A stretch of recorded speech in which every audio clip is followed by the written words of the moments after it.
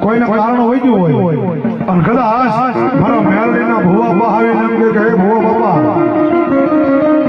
આ માણસને કારણ હોય